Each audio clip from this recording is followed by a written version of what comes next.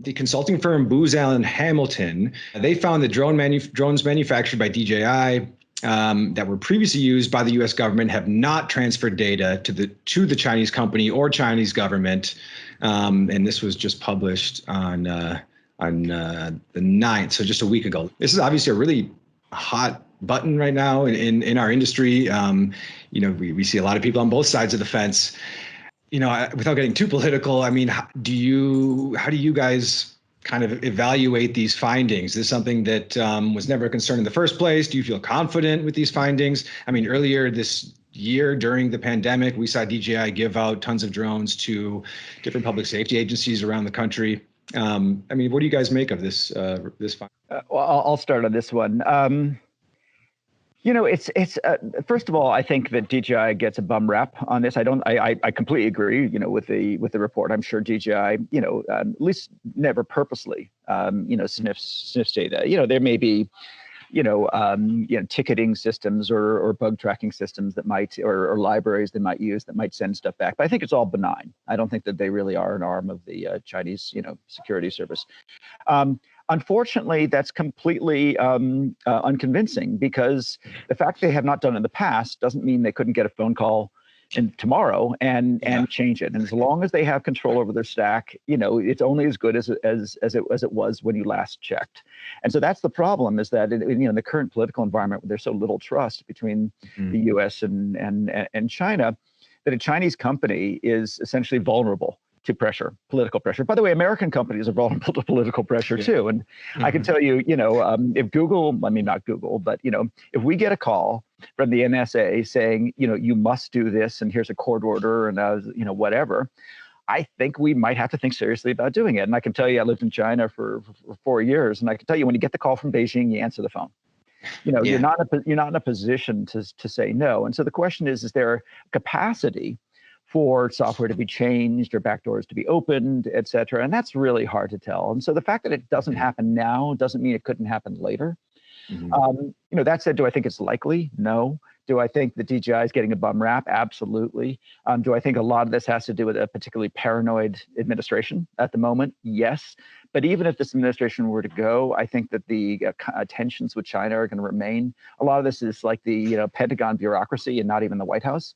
So I think, sadly, that's the world we live in right now. And my only hope, and we've done a lot of lobbying and working with the White House, Congress, and the Pentagon, is that whatever precautions they take don't just kill the U.S. industry as well. So if you say no components can touch China, that's no LEDs, no batteries, no wires, no plastics can touch China, then we're all done. You just can't make a modern consumer electronics, without some elements from China. And so we've argued for a kind of a reasonableness standard, where let's take the bits that are really a risk. Software is clearly a risk. Maybe radios are a risk. Maybe where the flight controller or autopilot is assembled, should be under some sort of, control, but don't get down into the plastics and the batteries and the wires and the individual, discrete components, because at that point, there's only a Lockheed Martin is going to be able to compete. It's going to be $100,000 drone, from an aerospace company or nothing. And that's not really what we want. The thing that one of the things that I find concerning is when I hear arguments from the other side, or from actually our side, the United States kind of government official side, is they don't often provide evidence as to why they're concerned. And, we've brought up there are legitimate concerns just for having an American option, period, in time of crisis. What if there's a supply chain issue? What if there is a breakdown in on a political level with China? And then what do we have? These being completely reliant on them is then an issue. In some cases, I think this is with drones, it's harder only because the Chinese and DJI produce so many of the component parts. I mean, they're basically, they almost have a monopoly on the market, right? So it's not even like there's other options. Like if we were to talk about 5G, for example, where Yahweh had the best technology by most assessment, but that didn't mean that there wasn't, big South Korean, Japanese, or other options in the world that we could fall back on. So there's an opportunity to diversify there. Whereas, DJI is they're almost hurt by how much they're winning, right? And that's kind of where the bad rap comes from, where it allows that argument to be ultra paranoid in a way that I don't think it would be if they weren't as dominant. The other thing there is just, even on the software side, making assumptions that enterprises shouldn't be in charge of their own IT, that we need to protect them from it. Or even then when you get down into police departments, are police officers even educated enough to understand their own cybersecurity when they're flying a drone? There's solutions out there, but a lot of those solutions are actually just educating those people on what they need to do to secure their data and make sure that nobody is getting in. And honestly, they should be thinking about those things in general whenever you're using a software piece of technology. Yeah, just some other interesting notes from the article. So the U.S. Army discontinued the use of DJI drones in 2017. Earlier this year, Interior Secretary David Bernhardt went a step further and temporarily grounded all of the agency's drones, which are used for tracking natural disasters and wildlife. And then Senator Martha McSally from Arizona, she put forward a bill last month which would prohibit any federal funding from being used to purchase drones manufactured in China. So just some kind of interesting notes about kind of where this stands right now in the States. Just to add one little thing to this.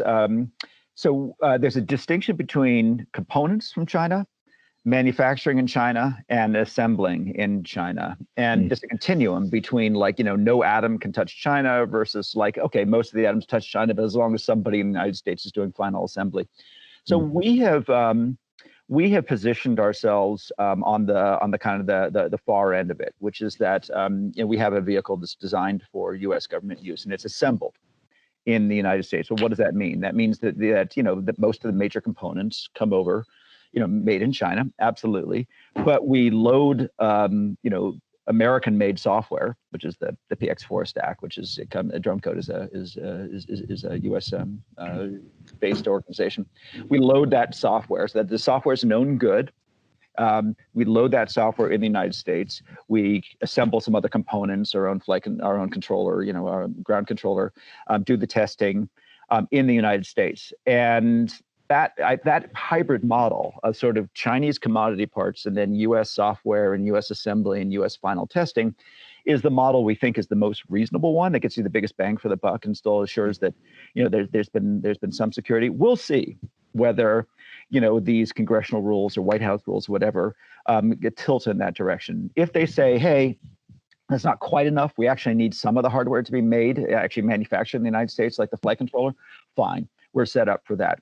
If they tell us that the plastics and the wires and the batteries have to be made in the United States in every single component, then we'll just exit the market. We'll all go home. There'll be no InterDrone. Yeah, we'll quit. Yeah, we'll do something else. But we're not going to play that game. I've seen. I don't know if this is kind of wishful thinking from somebody that's already paranoid, but I've seen writing in some posts.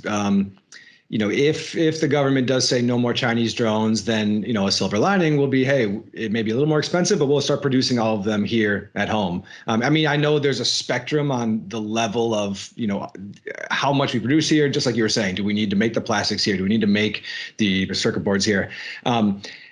How do you guys see that potentially playing out? Yeah, well, right now it's the worst of both worlds, which is its total lack of clarity. It's just a cloud of uncertainty, and no one wants to invest in that environment.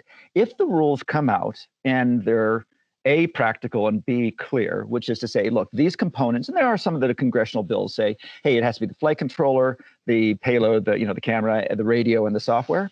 And they say that's it, and everything else can be commodity components sourced from the global market, including China. Then I think, that could be that could stimulate resurgence of the U.S. industry. Unfortunately, we've been talking about this for 2 years now, and I wouldn't bet I would, although we've made sort of small bet on the sort of the, assembled in the U.S. rather than manufactured in the U.S. and prepared to do a slightly larger bet if the rules come out, in a kind of benign, practical way.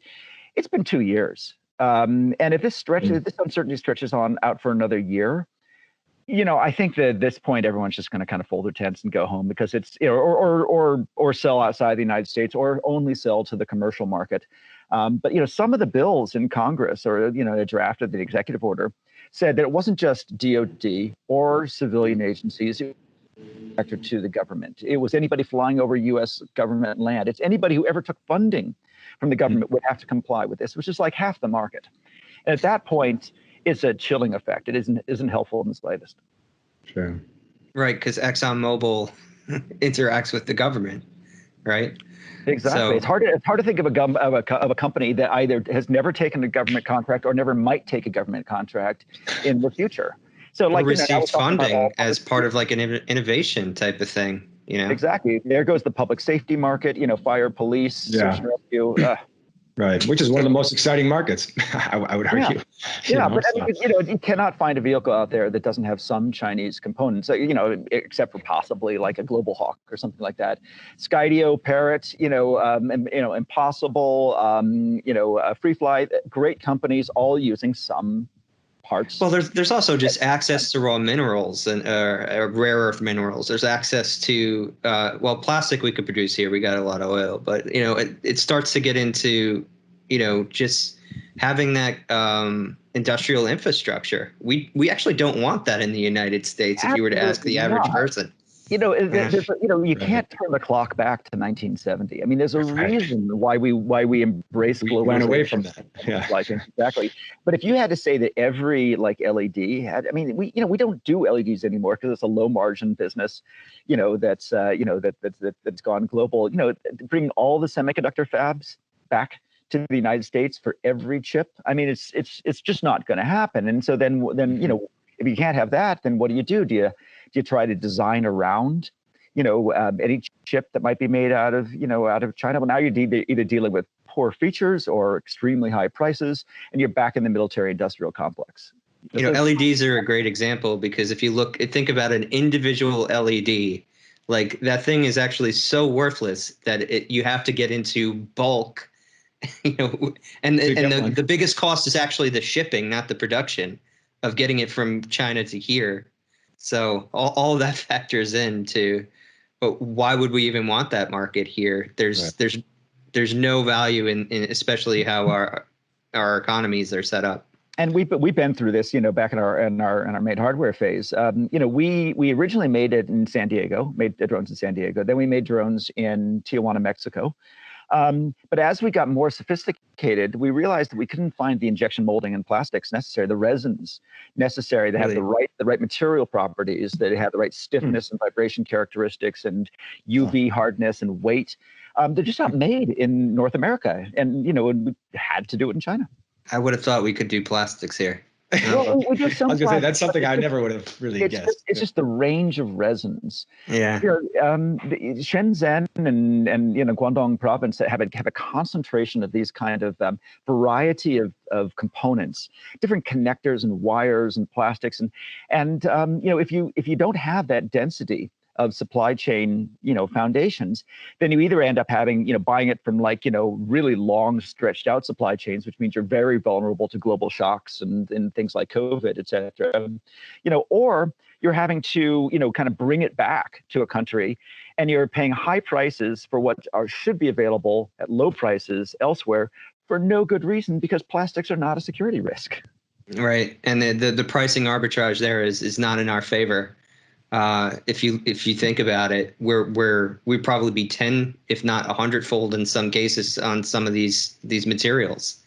So just paying minimum wage, we'd have to eliminate minimum wage to support that.